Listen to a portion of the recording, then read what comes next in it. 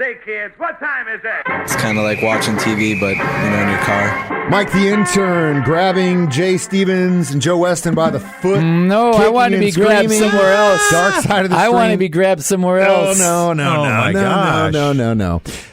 So Dark Side of the Stream, the next few weeks, we're going to dive into episode by episode of the new season of Unsolved Mysteries, season 2. We both watched it, all of us have watched it. And today we're going to discuss the second episode, A Death in Oslo.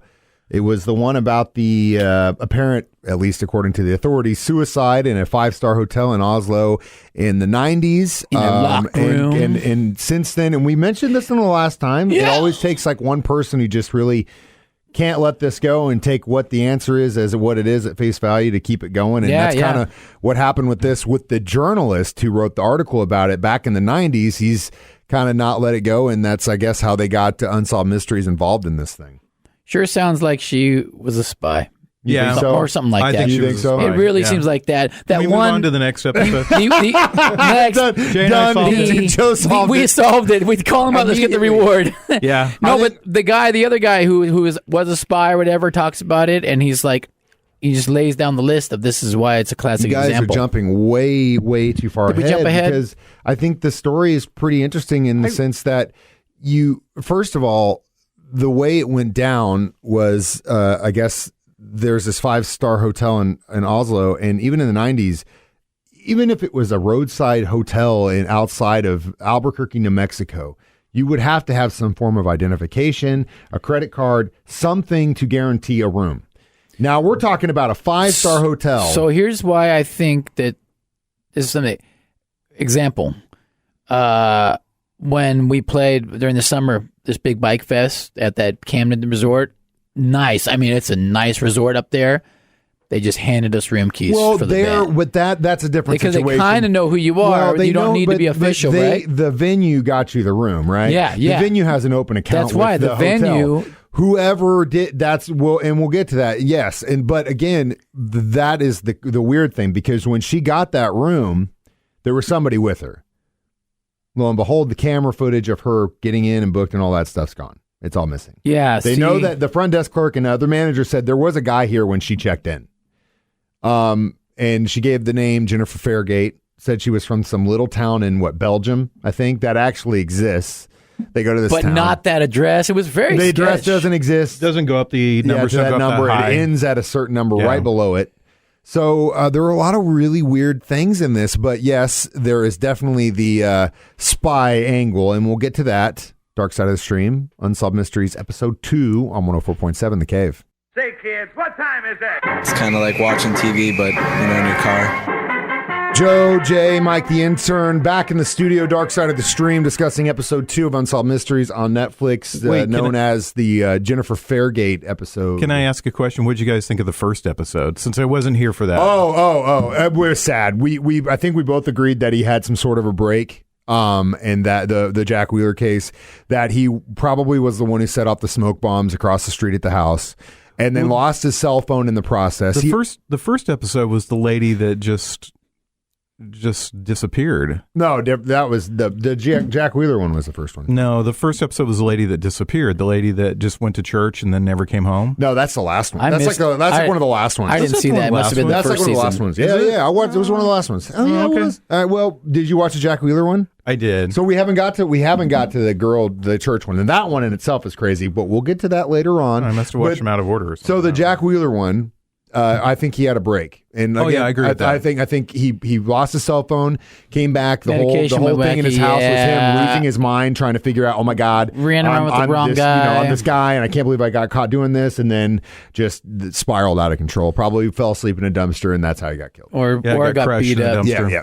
Yeah, but either way, ultimately, I think it's a or sad. He was a spy. Ran around with the wrong. Definitely not a spy. He's a spy too. No, or they're all just ghosts. They're all ghosts or aliens. They're all ghosts or aliens. Everybody's a spy. But in this case.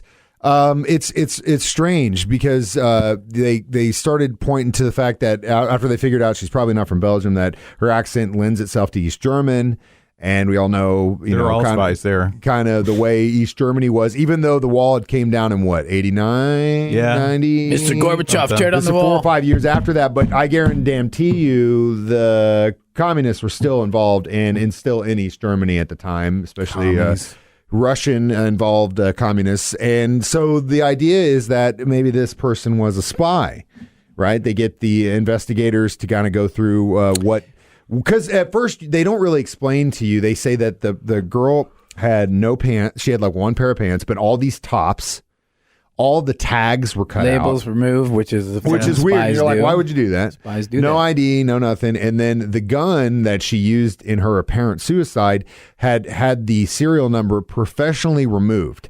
And the gun guy they get on there, I thought that was really interesting when he says that you can tell when it's a professional job because the professionals know exactly how far to go down without ruining the gun, but getting that serial number off.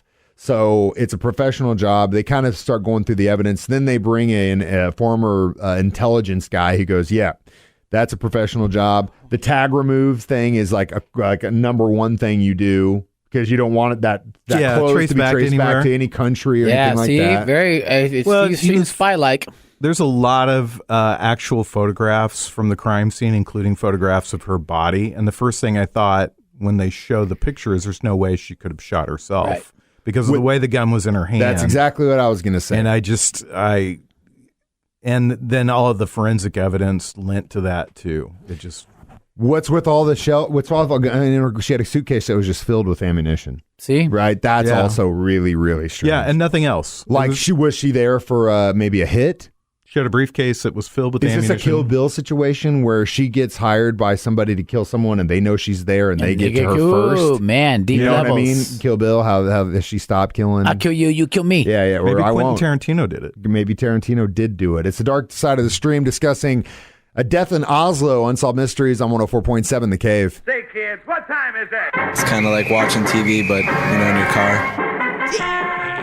Joe, Jay, Mike the Intern, back in the studio, dark side of the stream. So I think we're all pretty much in agreement that this was a spy. That's Probably what I working feel. for the East. It seemed like the evidence they presented. I mean, why? But they also showed that this 5-star hotel in Oslo was also home to a lot of really kind of underground, political negotiations. Yeah, they did the Palestinian-Israeli negotiations there. Who knows why she was there? It's unfortunate, but again, if it was a spy, that will say spy versus spy. Hypothetically speaking. Did you read those when you were a kid? Oh my God, I love Spy versus Spy. Yeah. I still laugh at those. I love that cartoon. It's one of my favorite cartoons ever. I even played the game. There's a Nintendo Spy game. versus Spy game. There's a Nintendo game. Yep. Yeah. Yep. I played Did you like those better or the Don Adams stuff better? Oh, Spy vs. Spy all day.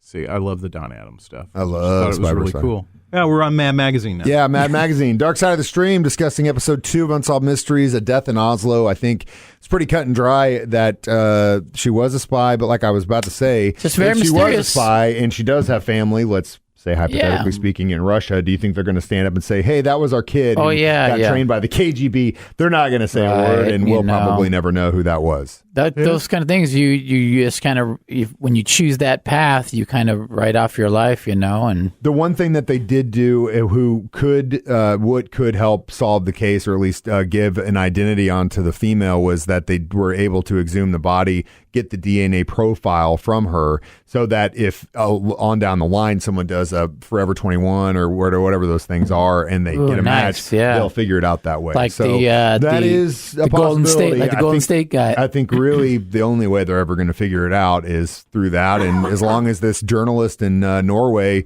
keeps wanting to figure out who this was. Whoa, Darth Vader scared me. He's wearing a costume today. I'm surprised that somebody hasn't come to him at some point and said, hey, ease up. You might want to cut it. But again, they didn't say anything about that. And sometimes, really, though, that would be also give him more fuel for the fire, and they might see. I was that right. Too. Like, hey, they're pushing me to stop looking into this. As long as you don't say anything, they're like, you'll never figure it out. It's funny how people could just go down a rabbit hole with stuff. I mean, dedicate their life to, just this idea. This unsolved mystery. I mean, we talked about McNamara. Yeah, we talked about it with Michelle McNamara. Yeah. We talked about it with. We're talking about with this guy. I mean, this murder happened 26 years ago or whatever, and he's completely obsessed with it to this day, trying to figure out exactly what happened. And he has no relation to it whatsoever. He's just a journalist. I can understand family members I mean, I understand family members and their pain and their suffering, and Right, they want right. to Trying to figure get out, answers, they want to closure. know what happens. And I was that way as a kid, It's like, oh, what happened to Amelia Earhart? Yeah, I really, yeah. Oh, really yeah. wanted to know. Yeah. They figured it out, by the way. They figured it out. Really, did they? Yeah. What? Yeah, they found it all. They found her bones and everything. They found it all. DNA On an island. positive, Yeah, though? yeah. She crash landed on an island and lived there, and then ended up dying there. Huh? Interesting. I Yeah, didn't- look it up. Look it up. Yep. Okay, well then it's solved. Then I can. You solve the can mystery sleep left now. and right on this You can podcast, sleep, guys. guys. Man. All right, well, we will... Where did you read that at? Which one of your? It was all over the news. One of your No, Daily it was all Sun. over the news. one of your tinfoil No. website. All over the news. Tinfoil.com. It was the Facebook Daily doesn't Sun. tell lies. Yeah, right. All right, so we got one more thing to talk about before we go. What we're going to be watching next, Dark Side of the Stream on 104.7 The Cave. Say, kids, what time is it? It's kind of like watching TV, but in your car. Mike the Intern, Joe Westen, Jay Stevens in the studio. One more time, Dark Side of the Stream. So we've talked about Death in Oslo. This next few weeks, we're going to focus on Unsolved Mysteries Season 2. And the next episode, Episode 3, involves the release of a convicted child killer, child sex offender, who basically tricked everyone into letting him be a part of a rehab program. They let him go shopping unattended at a We're mall. giving too much stuff away. Don't give too much away. Yeah, we're giving too much away. Okay, Spoiler alert. sorry. Spoiler Okay, alert. they're reeling me back in. We will discuss that one next time. And this listen. one's going to get heated, right? Yeah, whenever it Yeah. involves kids, it gets heated. Mike gets a little upset. Me too. Yeah. Jay gets a little upset. Joe gets a little upset. I do get a and you little know upset. there's hell to You pay. mess with kids, you got the three of us to pay. As always, you can stream these anytime on our 104.7 The Cave app. Comment, like, post, share, whatever you do. And guys, watch and be part of the conversation. We want to know what you watch it. think. Yeah. Yeah, Also- somebody called in the other week we've had- and we've had bitched me out for suggestions. making him watch Abducted in Plain Sight. Yeah. Jay got to see it in real time. What are you making me watch, man? I know. Everybody should watch that movie. It's great. Oh, God. So, yeah, Dark Side of the Stream, 104.7 The Cave.